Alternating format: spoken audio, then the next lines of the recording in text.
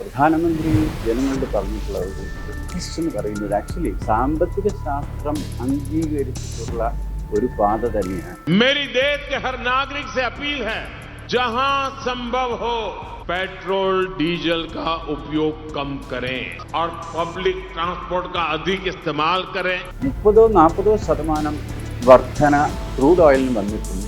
As of now ഇന്നത്തെ നിലയ്ക്ക് നമ്മുടെ വില 3% കൂടിയിട്ടുള്ളൂ. सोने की आयात पर भी देश का बहुत बड़ा पैसा विदेश जाता है. हम सोने की खरीद को टालें, गोल्ड की जरूरत नहीं है. പ്രധാനമന്ത്രി രാജ്യത്തെ ജനങ്ങളോട് 8 നിർദ്ദേശം അല്ലെങ്കിൽ അഭ്യർത്ഥന മുമ്പോട്ട് വെച്ചതിന് ശേഷം ചില കോണുകളിൽ നിന്ന് അദ്ദേഹത്തിനെതിരെ വ്യാപകമായ വിമർശനം ഉണ്ടായിട്ടുണ്ട്. ഈ വിമർശനം രാഷ്ട്രീയപരമായ വിമർശനം ആയിട്ടേ കാണേണ്ടതുള്ളൂ. ഈ ഒരു പ്രതിസന്ധിയെ തരണം ചെയ്യാനായിട്ട് വളരെയധികം ഉപകരിക്കുന്ന നിർദ്ദേശം തന്നെയാണ് പ്രധാനമന്ത്രി വെച്ചിട്ടുള്ളത്. ഗോൾഡും നമ്മൾ ഏകദേശം 700-800 ടൺ ഒരു വർഷം നമ്മുടെ ആഭ്യന്തര വിപണിയിൽ കല്യാണം മറ്റുള്ള ആവശ്യങ്ങൾക്കൊക്കെ വേണ്ടി നമ്മൾ റെക്കമെൻഡ് ചെയ്യുന്നു. ഈ ഇന്ത്യയിലെ സാധാരണക്കാരായ മനുഷ്യർക്ക് അവർക്ക് പ്രധാനമന്ത്രിയുടെ ഈ വിലയേറിയ നിർദ്ദേശങ്ങൾ എങ്ങനെയാണ് ഉപകരിക്കുന്നത്, അവരെങ്ങനെയാണ് ഇതിനെ നോക്കിക്കാണുന്നത്? നമ്മുടെ കയ്യിലില്ലാത്ത സാധനം, നമ്മുടെ കയ്യിലില്ലാത്ത കറൻസി കൊടുത്താണ് നമ്മൾ മേടിക്കുന്നത്. രണ്ടും പിടിവിട്ട പോലെ പോയിക്കൊണ്ടിരിക്കുന്നു. നമ്മുടെ മാത്രം പ്രശ്നമല്ല, ആഗോളതലത്തിലുള്ള ആ ഒരു ഭാരം ഒരു പരിധിവരെയെങ്കിലും നമുക്ക് മൊത്തത്തിൽ പിടിച്ചു നിർത്താൻ സാധിക്കുന്ന ഒരു നിർദ്ദേശമാണ് കൺസംഷൻ കുറയ്ക്കുക. അപ്പോൾ അത്രയും വിലവർദ്ധനവ് നമുക്ക് ഒഴിവാക്കാം. നമസ്കാരം. പ്രമുഖ ധനകാര്യ വിദഗ്ധനും SBIയുടെ ചീഫ് ജനറൽ മാനേജറുമായിരുന്ന ആദികേശവൻ സാറാണ് ഇന്ന് നമ്മോടൊപ്പമുള്ളത്. നമസ്തേ സാർ. നമസ്തേ സാർ. നമ്മുടെ ആദരണീയനായ പ്രധാനമന്ത്രി നരേന്ദ്രമോദിജി കഴിഞ്ഞ ദിവസം തൻ്റെ ഒരു പ്രസംഗത്തിനിടയിൽ ഭാരതത്തിലെ ജനങ്ങളോടായിട്ട് 8 നിർദ്ദേശങ്ങൾ മുന്നോട്ട് വച്ചിട്ടുണ്ട്. പ്രധാനമായും സ്വർണം വാങ്ങുന്നത് അടുത്ത ഒരു വർഷത്തേക്ക് കുറയ്ക്കണം എന്ന പോയിൻ്റാണ് അദ്ദേഹത്തിൻ്റെ ആ 8 നിർദ്ദേശത്തിലുള്ളത്. പിന്നെ പെട്രോൾ ഉപയോഗിക്കുന്നത് കുറയ്ക്കണം, വീടുകളിൽ തന്നെ വർക്ക് ഫ്രം ഹോം കണ്ടിന്യൂ ചെയ്യണം, അങ്ങനെയൊക്കെയുള്ള. അപ്പോൾ ആ സാഹചര്യത്തിൽ പലതരത്തിലുള്ള റൂമറുകളും പലതരത്തിലുള്ള വാഗ്വാദങ്ങളും വരുന്നുണ്ട്. ആ വിഷയത്തെക്കുറിച്ചാണ് അങ്ങയുടെ അഭിപ്രായം അറിയാൻ ആഗ്രഹിക്കുന്നത്. രഞ്ജിത്ത്, ഇത് പരക്കെ പ്രധാനമന്ത്രി ആവശ്യപ്പെട്ട അല്ലെങ്കിൽ പ്രധാനമന്ത്രി ജനങ്ങളോട് പറഞ്ഞ കാര്യങ്ങൾ ഇതിനകം തന്നെ ചർച്ചാ വിഷയമായിട്ടുണ്ട്.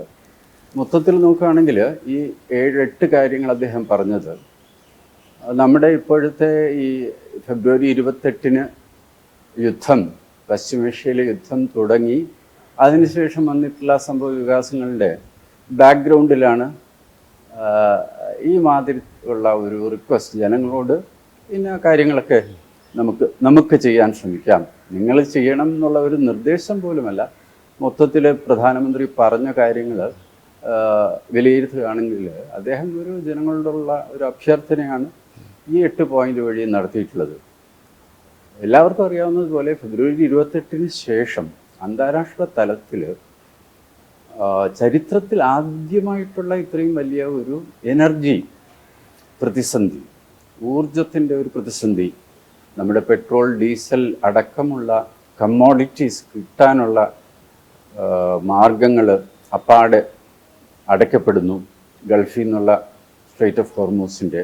അപ്പോൾ ഇൻ്റർനാഷണൽ നമ്മുടെ പ്രധാനമന്ത്രിയോ അല്ലെങ്കിൽ ഇന്ത്യയിലെ ആൾക്കാർ മാത്രമല്ല, ഇൻ്റർനാഷണൽ എനർജി ഏജൻസി IEA അന്താരാഷ്ട്ര സ്ഥാപനമാണ്. അവർ പറഞ്ഞത് ഇത് never before in history has this kind of A crisis taken place. ഇതേപോലത്തെ പ്രതിസന്ധി ഊർജത്തിൻ്റെ, പെട്രോളിൻ്റെ, ഡീസലിൻ്റെ ഒക്കെ കാര്യങ്ങളെ സംബന്ധിച്ചിട്ടുള്ള പ്രതിസന്ധി ചരിത്രത്തിൽ ഇതേവരെ ഉണ്ടായിട്ടില്ല എന്നുള്ള കാര്യം ഈ അന്താരാഷ്ട്ര ഏജൻസികൾ പറഞ്ഞിട്ടുണ്ട്. അപ്പോൾ അതിൻ്റെ വെളിച്ചത്തിൽ നമ്മളെന്തായാലും എണ്ണയുടെ 85-90% നമുക്ക് ഡൊമസ്റ്റിക്കായിട്ട് ആഭ്യന്തര സ്രോതസ്സുകൾ നമുക്കില്ല. അപ്പം നമ്മൾ പുറത്തുനിന്നും മേടിക്കുന്ന കാര്യങ്ങളാണ് പെട്രോളായാലും ഡീസലായാലും. ഓഫ്കോഴ്സ് അസംസ്കൃത എണ്ണ നമ്മൾ മേടിച്ചിട്ട് നമ്മളത് റിഫൈൻ ചെയ്ത് എക്സ്പോർട്ടും ചെയ്യുന്നുണ്ട്. അതായത് നമ്മൾ ഇറക്കുമതി മാത്രമല്ല, ഈ ഒരു group crude oil, petrol, diesel അങ്ങനത്തെ കാര്യങ്ങൾ ഒത്തെടുക്കുകയാണെന്നുണ്ടെങ്കിൽ എല്ലാവരും മനസ്സിലാക്കേണ്ടത് ഇത് ഒരു വൺ വേ ട്രാഫിക് മാത്രമല്ല. നമ്മളതിനെ റിഫൈൻ ചെയ്ത് നമ്മൾ വീണ്ടും എക്സ്പോർട്ട് ചെയ്യുന്നുണ്ട്. ആ എക്സ്പോർട്ട് പ്രൊസീഡ്സ് നമുക്ക് നല്ലതാണ്. പക്ഷേ എന്തായാലും എക്സ്പോർട്ട് ചെയ്യണമെന്നുണ്ടെങ്കിൽ പോലും അസംസ്കൃത എണ്ണ നമുക്ക് ലഭിക്കണം. രണ്ട് കാര്യം: ഒന്ന്, എണ്ണയുടെ ലഭ്യത കുറഞ്ഞു അല്ലെങ്കിൽ അടഞ്ഞു കംപ്ലീറ്റ് ആയിട്ട് ചില റൂട്ടുകളിലെങ്കിലും. രണ്ടാമത്, ഈ യുദ്ധം പിന്നെ ഇതേപോലെ എണ്ണയുടെ ലഭ്യത ഒക്കെ കണക്കാക്കിക്കൊണ്ട് കണ്ടമാനം വില വർദ്ധിച്ചിട്ടുണ്ട്. എല്ലാവർക്കും അറിയാം. 65-70 പെർ ബാരൽ ക്രൂഡ് ഓയിൽ ആയിരുന്നത് 110, 120, ഇടയ്ക്ക് 130 ഒക്കെ പോയെങ്കിലും 105 അടുപ്പിച്ച് നിൽക്കുന്നു. അപ്പോൾ ഇതിൽ നമ്മളെപ്പോലെ രാജ്യങ്ങളെല്ലാം തന്നെ എണ്ണ ഉൽപ്പാദിപ്പിക്കാത്ത എല്ലാ രാജ്യങ്ങൾക്കും രണ്ട് തരത്തിലുള്ള പ്രതിസന്ധി: ഒന്ന് ലഭ്യത, വില; മൂന്നാമത് ഇത് മേടിക്കാനായിട്ടുള്ള വിദേശ നാണ്യം നമുക്ക് കരുതേണ്ടി വരും. കാരണം വേറെ ഇന്ന് അന്താരാഷ്ട്ര തലത്തിൽ മറ്റ് പല സംഭവ വികാസങ്ങളും ഉണ്ടായിട്ടുണ്ടെങ്കിൽ പോലും, അതായത് ചൈനീസ് കറൻസി അന്താരാഷ്ട്ര തലത്തിലേക്ക് മാറ്റണം എന്നുള്ള ഒരു വർത്തമാനം അല്ലെങ്കിൽ ഡിസ്കോഴ്സ് നടക്കുന്നുണ്ട്. ഇന്ത്യൻ രൂപ പോലും അന്താരാഷ്ട്ര തലത്തിൽ അക്സെപ്റ്റബിൾ ആയിട്ടുള്ള രാജ്യങ്ങളുമായിട്ടുള്ള ഇടപാടുകൾക്ക് വേണ്ടി നമുക്ക് ഇന്ത്യൻ രൂപ ഉപയോഗിക്കാൻ സാധിക്കണം എന്നുള്ള ഒരു കാഴ്ചപ്പാട് അല്ലെങ്കിൽ ഒരു സമീപനം നമ്മുടെ രാജ്യം എടുത്തിട്ടുണ്ട്. ബട്ട് എന്നാലും as of now US dollar തന്നെയാണ് ലോകത്തിലെ ഏറ്റവും ശക്തമായ കറൻസി. ലോകത്തിലെ സാമ്പത്തിക ഇടപാടുകൾക്ക്, കച്ചവടത്തിന്, കയറ്റുമതി ഇറക്കുമതി ഡീൽസിനെല്ലാം ഏകദേശം 60-70% ഉപയോഗിക്കുന്ന കറൻസി US ഡോളറാണ്. ആ ഡോളറിൻ്റെ മൂല്യം രൂപയുമായിട്ട് തട്ടിച്ചു നോക്കുമ്പോൾ ഈ പറഞ്ഞ കാര്യങ്ങൾ അടക്കമുള്ള കുറേ സംഭവ വികാസങ്ങൾ കാരണം രൂപയുടെ മൂല്യം കുറച്ചധികം ഈ അടുത്ത കാലത്ത് ഇടിയുകയുണ്ടായി. ഡോളറിൻ്റെ ഡിമാൻഡ് അതിനേക്കാളേറെ ഇന്ത്യക്കകത്ത് തന്നെ ആൾക്കാർ ഈ ഓയിൽ നമ്മൾ ഇറക്കുമതി ചെയ്യുമ്പോൾ ഡോളർ വേണ്ടി വരും. അതിൻ്റെ കൂട്ടത്തിൽ ഈ 8 പറഞ്ഞ വേറൊരു കാര്യമാണ് ഗോൾഡ്. ഗോൾഡും നമ്മൾ ഏകദേശം 700-800 ടൺ ഒരു വർഷം നമ്മുടെ ആഭ്യന്തര വിപണിയിൽ കല്യാണം മറ്റുള്ള ആവശ്യങ്ങൾക്കൊക്കെ വേണ്ടി നമ്മൾ ഇറക്കുമതി ചെയ്യുന്നു. അപ്പം ഇതിനു വേണ്ടിയിട്ടുള്ള ഡോളറിൻ്റെ ലഭ്യത കുറയുന്നു. ഡോളറിൻ്റെ ലഭ്യത കണ്ടമാനം കുറഞ്ഞു വന്നു കഴിഞ്ഞാൽ തീർച്ചയായിട്ടും ആഭ്യന്തര വിപണിയിൽ അത് അഡ്വേഴ്സായിട്ടുള്ള വിപരീതമായിട്ടുള്ള ഒരു ഇമ്പാക്റ്റ്, പ്രത്യാഘാതം ഉണ്ടാക്കും. അപ്പോൾ ഈ കാരണങ്ങളൊക്കെ കൊണ്ടാണ് പ്രധാനമന്ത്രി ഇങ്ങനത്തെ നിർദ്ദേശം വെച്ചിരിക്കുന്നത്. നല്ല നിർദ്ദേശങ്ങളാണ്.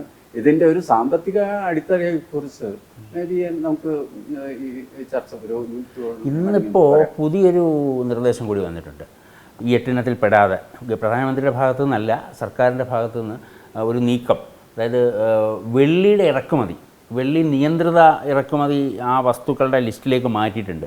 വെള്ളി എല്ലാവർക്കും ഇറക്കുമതി ചെയ്യാൻ പറ്റില്ല, അതിന് പ്രത്യേക ലൈസൻസ് വേണം എന്നുള്ള ഒരു സാഹചര്യത്തിലേക്ക് ഇപ്പം മാറിയിട്ടുണ്ട്. ഇതുമായി ബന്ധപ്പെട്ട് തന്നെ ആയിരിക്കും. അതെ, തീർച്ചയായും.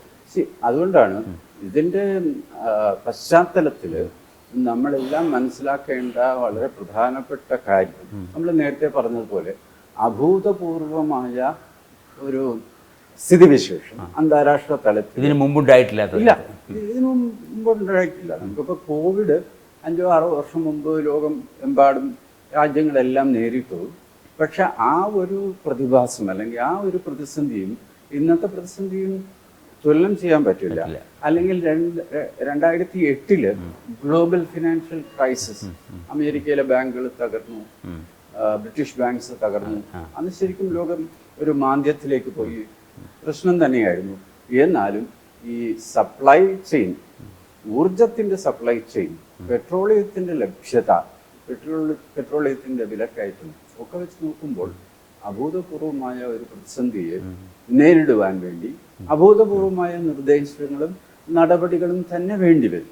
അതിലാണ് ഈ നിർദ്ദേശം എന്ന് പറയുമ്പോൾ ഇന്ന് പ്രധാനമന്ത്രി ഇതുവരെ ചെയ്തിട്ടുള്ള ഈ 8 ഒരു നിർദ്ദേശം അല്ലെങ്കിൽ ജനങ്ങളോട് പറഞ്ഞിട്ടുള്ള ഒരു റിക്വസ്റ്റ് എന്ന് പറയുന്നത് ആക്ച്വലി സാമ്പത്തിക ശാസ്ത്രം അംഗീകരിച്ചിട്ടുള്ള ഒരു പാത തന്നെയാണ്. 2017 റിച്ചാർഡ് തെയ്ലർ എന്ന് പറയുന്നത്, അതൊക്കെ നമ്മൾ കേൾക്കുന്ന സാമ്പത്തിക ശാസ്ത്രവുമായിട്ട് ബന്ധപ്പെട്ട് ആൾക്കാർക്കും വിദ്യാർത്ഥികൾക്കും യുവാക്കൾക്കും ഒക്കെ ഗൂഗിൾ ചെയ്ത് നോക്കാം. റിച്ചാർഡ് തെയ്ലർ 2017 നൊബേൽ സമ്മാനം, എക്കണോമിക്സ് നൊബേൽ സമ്മാനം കിട്ടി അദ്ദേഹത്തിന് 2010 US-ലെ സാമ്പത്തിക ശാസ്ത്രം. അദ്ദേഹത്തിന് ആ നൊബേൽ സമ്മാനം കിട്ടിയതിൻ്റെ പ്രധാനപ്പെട്ട ഒരു ഘടകം ഈ നഡ്ജ്, അതായത് വാക്കിൽ കൂടി, അഭ്യർത്ഥനയിൽ കൂടി, ഉദ്ബോധനത്തിൽ കൂടി ജനങ്ങളുടെ സാമ്പത്തിക ബിഹേവിയർ, ഇക്കണോമിക് ബിഹേവിയർ എങ്ങനെ നമുക്ക് മാറ്റുവാൻ സാധിക്കുന്നു. വെറും ഡിമാൻഡ് സപ്ലൈ എന്നുള്ളതാണല്ലോ സാമ്പത്തിക ശാസ്ത്രത്തിൻ്റെ പരമ്പരാഗതമായ അടിത്തറ. അതായത് സപ്ലൈ കൂടുമ്പോൾ വില കുറയാം, സപ്ലൈ കുറയുമ്പോൾ വില കൂടും. അപ്പോൾ ഡിമാൻഡും സപ്ലൈയും തമ്മിലുള്ള ബന്ധം മറ്റൊരു കാരണങ്ങളിലും മറ്റൊരു കാര്യത്തിലും ഡിപ്പെൻഡൻ്റ് അല്ലാതെ നോക്കിക്കാണുന്ന അല്ലെങ്കിൽ വിശകലനം ചെയ്യുന്ന ഒരു പരമ്പരാഗത സാമ്പത്തിക ശാസ്ത്രത്തിൻ്റെ രീതിയിൽ നിന്നും മാറ്റി നോക്കിക്കണ്ട ഒരു സമീപനമാണ് ഈ നഡ്ജ്. അതായത് ആൾക്കാരെ പതുക്കെ പ്രചോദിപ്പിക്കുക എന്തെങ്കിലും രീതിയിൽ. ഇത് നമ്മുടെ രാജ്യത്തിലെ സാമ്പത്തിക ഘടനയുമായിട്ട് യോജിച്ചു പോകുന്നതും കൂടിയിട്ടാണ്. ഉദാഹരണമായിട്ട് ഇപ്പോൾ ദീൻദയാൾ ഉപാധ്യായജി BJP-യുടെ മുമ്പത്തെ അവതാരമായിരുന്ന ജനസംഘത്തിൻ്റെ പ്രസിഡന്റായിരുന്നു. അദ്ദേഹം നമ്മുടെ പരമ്പരാഗത കാഴ്ചപ്പാടിൽ ഈ എന്താണ് ഇന്ത്യൻ സമ്പദ്ഘടനയ്ക്കും ഇന്ത്യൻ സ്വഭാവത്തിനും ഉതകുന്ന രീതിയിലുള്ള ഉപഭോഗമായിരിക്കണം നമുക്ക് വേണ്ടത്. എന്തിനേറെ പറയുന്നു, മഹാത്മാഗാന്ധി പോലും, മഹാത്മാഗാന്ധി സ്വദേശി മാത്രമല്ല രഞ്ജിത്ത്, 1925 അദ്ദേഹം ഒരു ലേഖനം എഴുതിയപ്പോൾ 7 deadly sins എന്ന് പറഞ്ഞിട്ടാണ് അത് അവതരിപ്പിച്ചത്. 7 മാരകമായ പാപങ്ങൾ. അപ്പൊ അദ്ദേഹം അതിൽ 4 പറഞ്ഞിട്ടുള്ളത് വെൽത്ത് വിത്തൗട്ട് വർക്ക്, അതായത് അധ്വാനിക്കാതെ സമ്പത്ത് ഉണ്ടാക്കുക. നമ്മളിപ്പോൾ മുതലാളിത്ത വ്യവസ്ഥയിൽ തീർച്ചയായിട്ടും വളരെ പ്രധാനപ്പെട്ട ഘടകം എന്താണ്, ഒരു പരിധി കഴിയുമ്പോഴത്തേക്കും ഈ മുതലാളിത്ത വ്യവസ്ഥയിൽ മുതൽ ആളുന്ന ആൾക്ക് ഒരു ജോലിയും ചെയ്യേണ്ടി വരുന്നില്ല, പക്ഷെ അദ്ദേഹത്തിന്റെ സമ്പത്ത് കൂടിക്കൊണ്ടിരിക്കുന്നത്, മൂലധനം വർക്ക് ചെയ്യും. മൂലധനം വർക്ക് ചെയ്യുന്നു, അതാണ് പ്രതിഭാസം. അപ്പൊ വെൽത്ത് വിത്തൗട്ട് വർക്ക്. പിന്നെ അദ്ദേഹം പറഞ്ഞിട്ടുള്ള മറ്റ് 1-2 കാര്യങ്ങൾ, ഈ കോമേഴ്സ് വിത്തൗട്ട് മൊറാലിറ്റി, കച്ചവടം, എത്തിക്സിന്റെ മൂല്യങ്ങളുടെ അഭാവത്തിലുള്ള കച്ചവടം, മൂല്യങ്ങളുടെ അടിസ്ഥാനത്തിൽ മാത്രമായിരിക്കണം ബിസിനസ് അല്ലെങ്കിൽ കോമേഴ്സ് എന്ന് പറഞ്ഞ ആ രീതിയുണ്ടല്ലോ. അപ്പൊ ഈ മാതിരിയുള്ള മൂല്യങ്ങൾ, ഈ മാതിരിയുള്ള വീക്ഷണം ഇന്ത്യയിൽ മഹാത്മാഗാന്ധി തുടങ്ങി ദീൻദയാൾ ഉപാധ്യായ വഴി പരമ്പരാഗതമായും നമ്മുടെ രാജ്യത്തുണ്ടായിരുന്നതാണ്. ഇതൊന്നും മോഡേൺ സാമ്പത്തിക ശാസ്ത്രവുമായിട്ട് പൂർണ്ണമായിട്ട് ഒത്തുപോകുന്ന കാര്യങ്ങളല്ല. പക്ഷെ നമുക്കെല്ലാം അറിയാവുന്നതുപോലെ ഇപ്പോൾ ഇന്ത്യ ഒരു പ്രശ്നത്തിനെ നേരിടുമ്പോൾ തീർച്ചയായിട്ടും പാശ്ചാത്യമായ കാഴ്ചപ്പാടിൽ കൂടി മാത്രം, അല്ലെങ്കിൽ പാശ്ചാത്യമായ സമീപനത്തിൽ കൂടി മാത്രം അതിനെ കണ്ടാൽ നമുക്ക് നമ്മുടെ സമുദായത്തിന്, നമ്മുടെ സമാജത്തിന് ഉതകുന്ന രീതിയിലുള്ള ഒരു സൊല്യൂഷൻ, പരിഹാരം നമുക്ക് ലഭിക്കില്ല. അതുകൊണ്ടാണ് ഇതിന് പ്രത്യേക ഒരു ഇമ്പോർട്ടൻസ് ഞാൻ കൊടുക്കുന്നത്, ഇങ്ങനത്തെ സമീപനം. ഇതിനകത്തൊരു മറ്റൊരു വിഷയം, യാത്രകളെക്കുറിച്ച് അദ്ദേഹം പറഞ്ഞിട്ടുണ്ട്. ഉദാഹരണത്തിന് ഡെസ്റ്റിനേഷൻ വെഡ്ഡിങ് ഒഴിവാക്കുക, വിദേശയാത്രകൾ അടുത്ത 1 വർഷം പരമാവധി കുറയ്ക്കുക, ഇന്ത്യക്കുള്ളിലുള്ള ഡൊമസ്റ്റിക് ട്രാവൽ നടത്തുന്നതിന് യാതൊരു വിധത്തിലുള്ള റെസ്ട്രിക്ഷനും അദ്ദേഹം പറഞ്ഞിട്ടില്ല. പക്ഷേ കാർ പൂളിംഗ് ഉപയോഗിക്കുക, കഴിയുന്നതും പബ്ലിക് ട്രാൻസ്പോർട്ട് ഉപയോഗിക്കുക എന്നൊക്കെ പറഞ്ഞാൽ ആദ്യത്തെ ഈ പെട്രോളിയം ഉപഭോഗം കുറയ്ക്കുന്നതിൻ്റെ ഭാഗമാണ് അത്. പക്ഷേ എന്നാൽ ഈ യാത്രകൾ കുറയുമ്പോൾ അത് മൊത്തത്തിലുള്ള ഒരു എക്കണോമിക് സൈക്കിളിനെ ബാധിക്കില്ലേ? ഞാനും അതിനെക്കുറിച്ച് ആലോചിച്ചു. കാരണം ഈ രഞ്ജിത്ത് പറഞ്ഞ പോലെ നിങ്ങൾ ഉപഭോഗം കുറയ്ക്കൂ, ആത്യന്തികമായിട്ട് ഗോൾഡ് ആയാലും പെട്രോൾ ആയാലും ഡീസൽ ആയാലും യാത്രയായാലും ഒരു അടിസ്ഥാനപരമായിട്ടുള്ള ഈ 8 പരിപാടിയുടെ അടിത്തറ എന്ന് പറയുന്നത് ഉപഭോഗം കുറയും. ഉപഭോഗം കുറച്ചാൽ വളർച്ചയെ ബാധിക്കില്ലേ എന്നുള്ളതാണ് ചോദ്യം.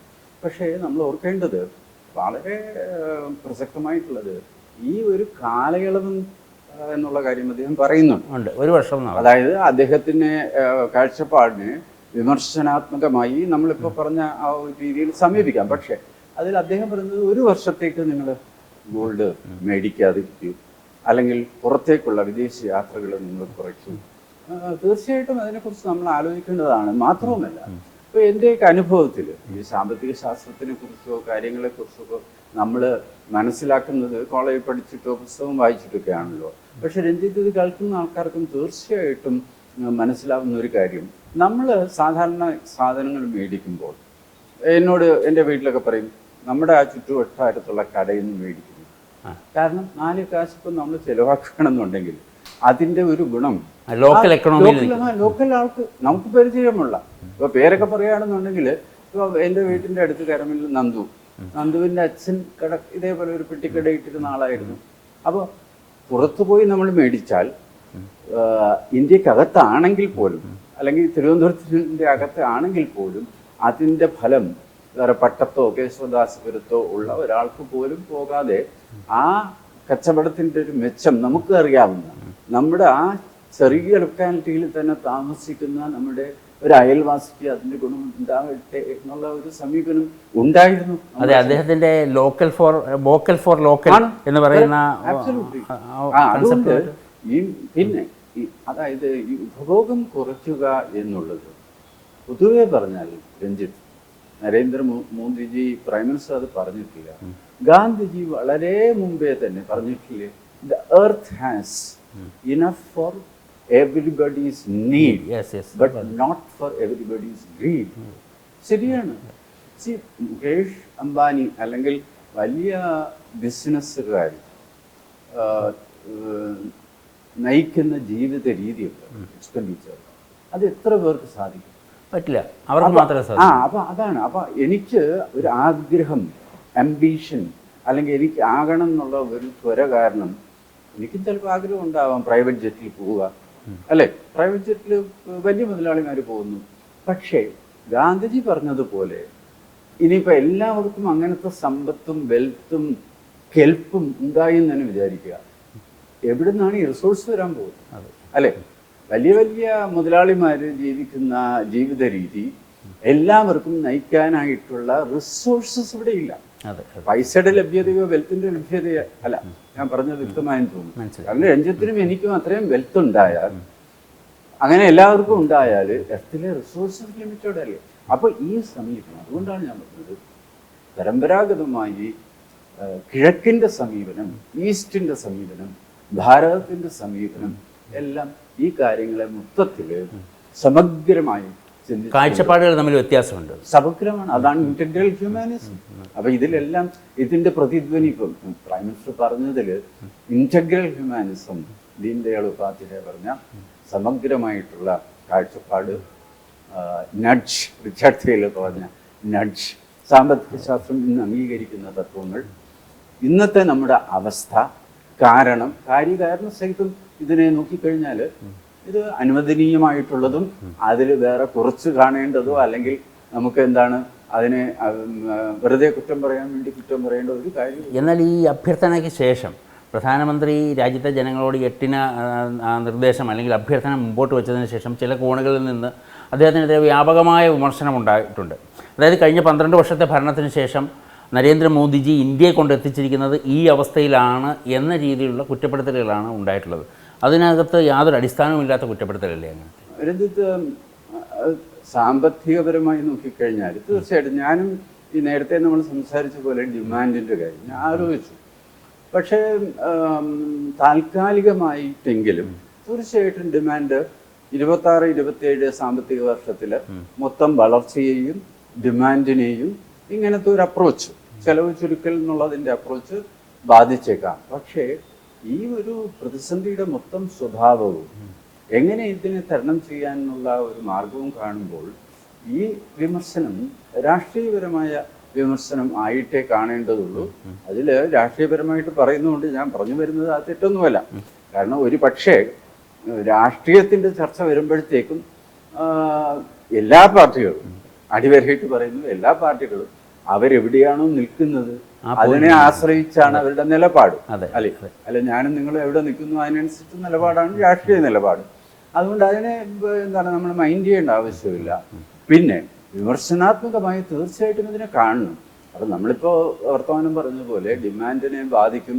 പക്ഷേ നമ്മുടെ ഡോളറിൻ്റെ എന്താണ് ലഭ്യത പല കാരണങ്ങൾ കൊണ്ടും ഒരു പരിധി വരെ നമുക്ക് പിടിച്ചു നിൽക്കാൻ സാധിക്കുകയുള്ളൂ.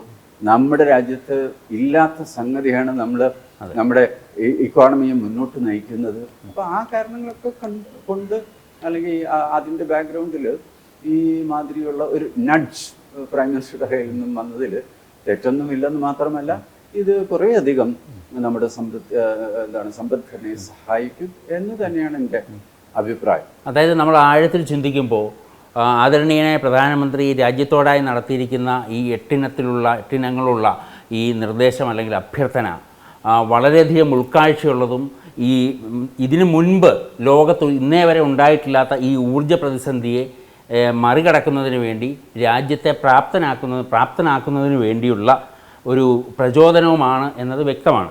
അങ്ങനെയാണ് നമുക്ക് മനസ്സിലാവുന്നത്. അതെ രഞ്ജിത്ത്, നമ്മളിപ്പോഴത്തെ സംഭാഷണത്തിൽ നമ്മളെപ്പോഴും ഞാൻ വിശ്വസിക്കുന്നു രഞ്ജിത്തും അതേ കാഴ്ചപ്പാടായിരിക്കും. ഇപ്പം ഞാനിതിനെ കാണുന്നത് എങ്ങനെയാണെന്ന് വെച്ചാൽ പുതിയ എവിഡൻസ് അല്ലെങ്കിൽ പുതിയ എന്തെങ്കിലും സംഭവ വികാസം, പുതിയതായിട്ടുള്ള എന്തെങ്കിലും ഇൻഫർമേഷൻ വന്നാൽ നമ്മുടെ നിലപാട് ഇപ്പോൾ ശരിയോ തെറ്റോ എന്നുള്ള കാഴ്ചപ്പാട് തീർച്ചയായിട്ടും നമ്മൾ മാറ്റണം.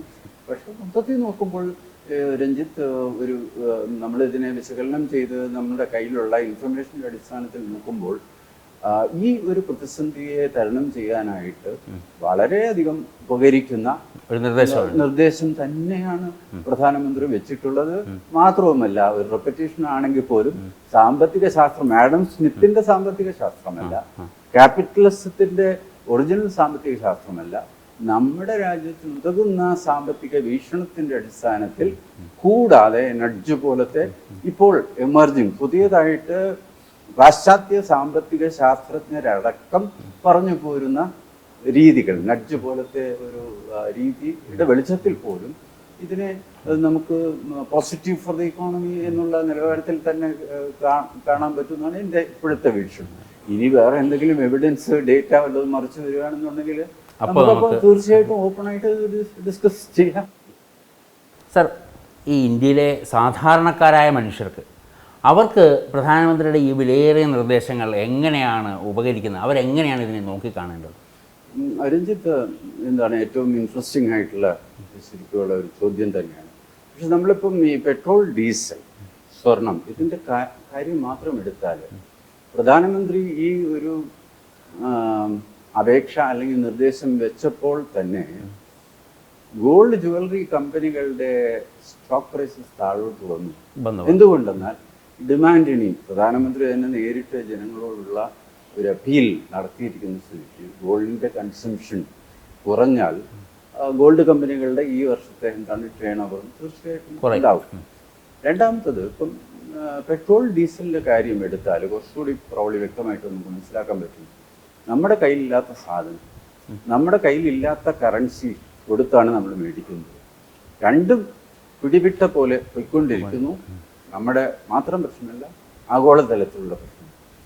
ഇതിനുള്ള വഴി വില, അല്ലെങ്കിൽ ഇതിന് ആനുപാതികമായിട്ട് വില കൂട്ടുക.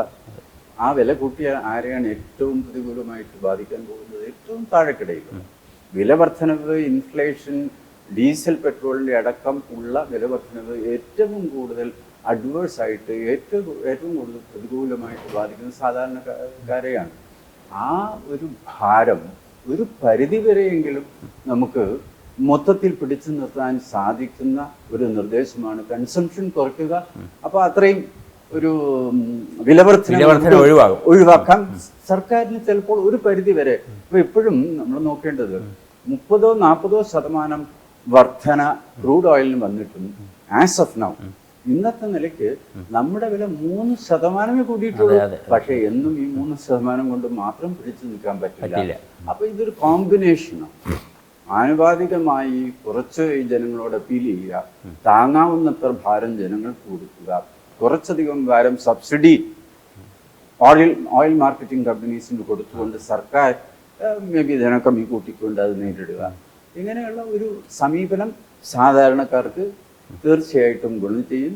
അതിനെ ലാക്കാക്കി തന്നെയാണ് ഈ ഒരു സമീപനത്തിനെ നമ്മൾ കാണുന്നത്. അപ്പോൾ സാർ, വളരെ നന്ദി, വളരെ സന്തോഷം. ജനൻ ടി വിയുടെ പ്രേക്ഷകർക്ക് വേണ്ടി ഈ പ്രധാനമന്ത്രിയുടെ ഈ 8 നിർദ്ദേശങ്ങളെക്കുറിച്ച് അങ്ങയുടെ വിലയേറിയ ആഴമേറിയ വീക്ഷണം പങ്കുവച്ചതിൽ നന്ദി.